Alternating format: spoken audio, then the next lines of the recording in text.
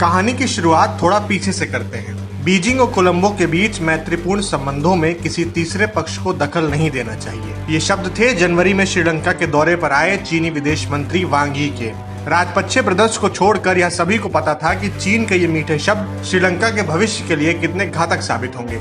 श्रीलंका के प्रधानमंत्री महिंदा राजपक्षे इस्तीफा दे चुके हैं। कोलंबो की हिंसक झड़प में करीब 23 लोग घायल हो चुके हैं और पूरा देश कर्फ्यू के सन्नाटे में कैद है। चीन समर्थक महिंदा राजपक्षे ने श्रीलंका को चीन के उपनिवेश के रूप में बदल दिया है। ड्रैगन की दोस्ती ने न सिर्फ श्रीलंका में आग लगाई बल्कि महिंदा राजपक्षे की भी लंका लगा दी।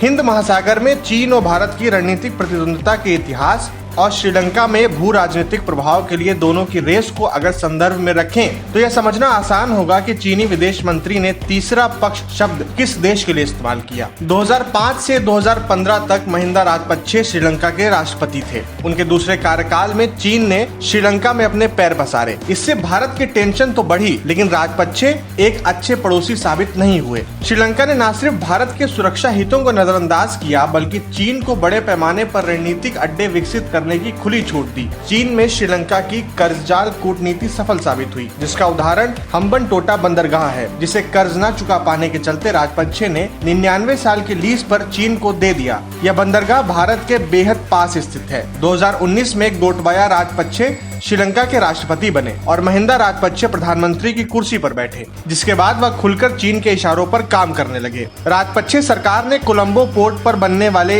ईस्ट कंटेनर टर्मिनल प्रोजेक्ट से भारत को बाहर कर दिया। कहा गया कि सरकार ने देश भर के ट्रेड यूनियनों के कड़े विरोध के बाद यह फैसला लिया।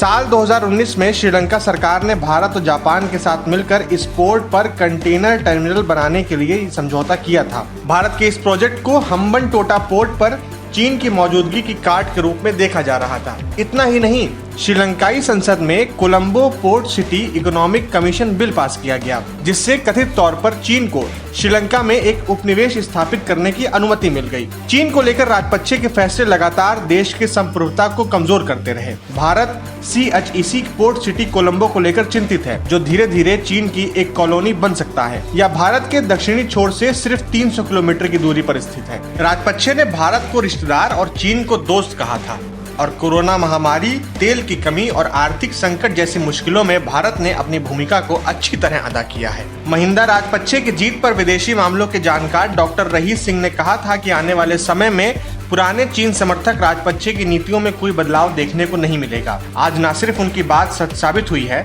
बल्कि उसके नतीजे भी दुनिया के सामने हैं। पूरी तस्वीर को आसानी से ऐसे समझा जा सकता है कि चीन ने श्रीलंका की तरफ अपना कर्ज जाल फेंका और राजपक्षे आगे बढ़कर उसमें फंसे ही नहीं बल्कि लिपट गए। इस षड्यंत्र भरी दोस्ती ने भारत और पश्चिमी देशों के लिए टेंशन पैदा कर दी है। महिंदा राजपक्षे ने अपना इस्तीफा अपने भाई राष्ट्रपति गोटबाया राजपक्षे को सौंप दिया है। आज की रात आपातकाल में बंद श्रीलंका बिना किसी राष्ट्रपति के सोएगा, लेकिन बड़ा सवाल यह है कि अगली सुबह आम लोगों की जिंदगी में क्या बदलाव लेकर आएगी।